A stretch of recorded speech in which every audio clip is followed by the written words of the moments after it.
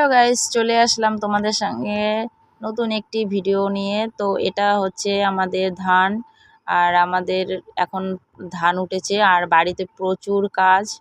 তো ধান ঝাড়া, সেদ্ধ করা, ধান ভাপানো, তারপরে দেখো এখন রোদ্রে নেটে ছড়িয়ে দিয়েছি।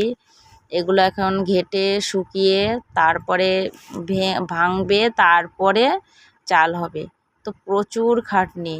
তো এখন দেখো আমি পুরো দুপুরবেলা টাটকা পোড়া রোদ্রে দেখো ধান ঘাটছি। তো এত রোদ লাগছিল বলে তার জন্য দেখো মাথায় একটু ওড়না দিয়েও নিলাম।